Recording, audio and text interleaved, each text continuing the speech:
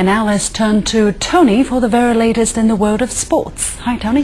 Hello, and we start out with the Olympic torch relay. The relay continues its journey in northeast China's Heilongjiang province, and Sunday's route covered the city of Qiqihar.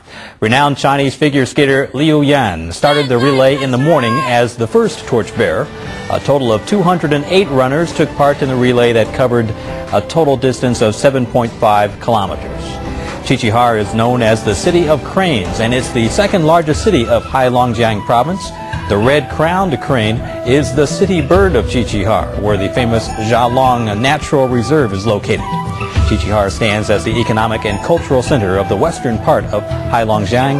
The last torchbearer was short-track speed skater Fu Qianyu, who signaled the end of the relay in the city. Mark Cavendish claimed his second stage victory of the 2008 Tour de France on Saturday, winning a sprint finish at the end of the 8th stage from Figeac to Toulouse. Persistent rain made conditions difficult for this stage. An inevitable crash finally happened with a little more than 50 kilometers left before the finish line. Team Columbia upped the pace at the front of the peloton.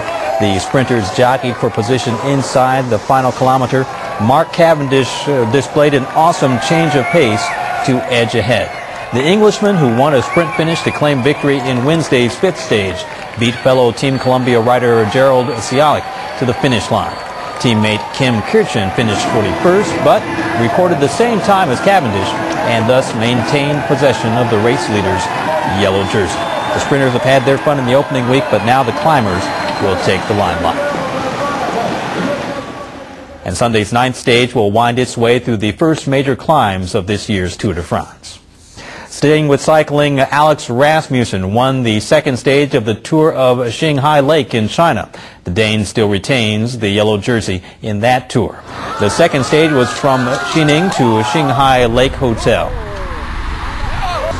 And the 145-kilometer stage featured one sprint and one climb. Rasmussen, you see him there, was in the pack for most of the race. And two riders broke away to take the lead, but they were soon overtaken by the pursuing peloton. The Dane attacked in the final sprint to win the race in a total time of 3 hours and 29 minutes.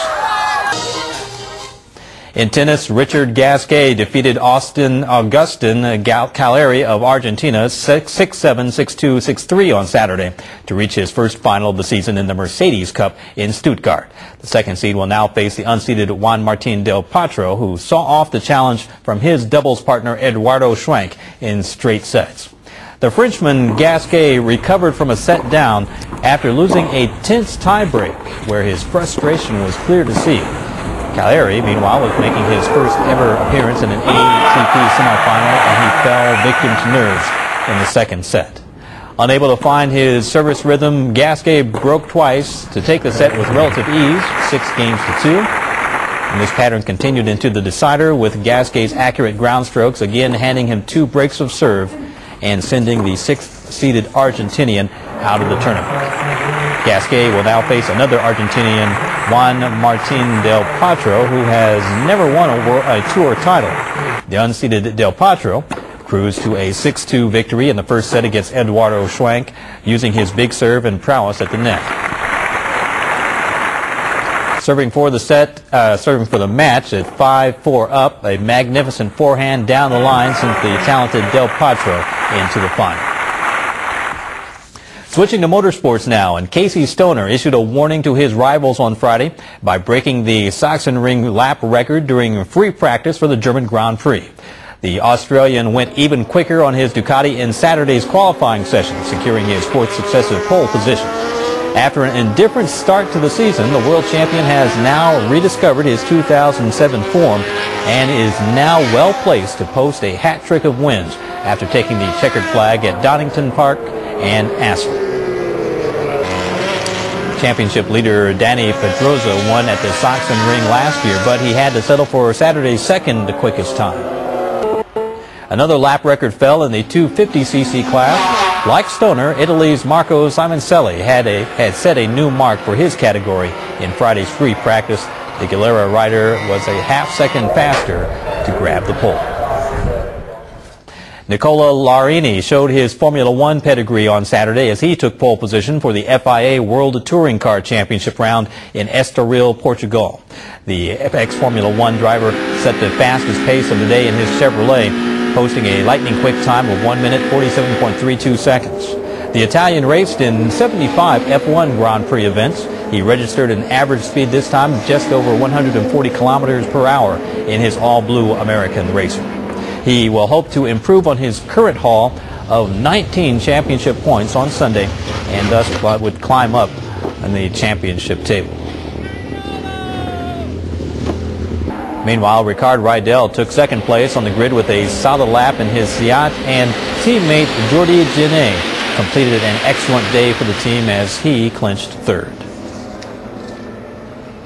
Australia booked a spot as the first team into the Speedway World Cup final. The Aussies beat hosts Poland in a runoff at the end of a thrilling day at Leszno.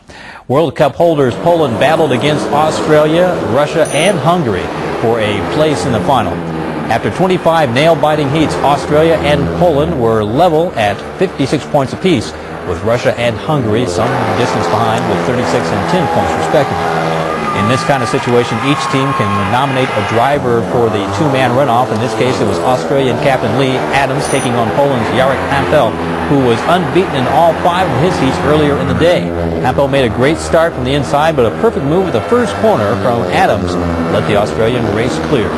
He never gave up his lead and sent Australia into the final. A big disappointment for Poland, who are now headed into Thursday's race-off against third-place Russia.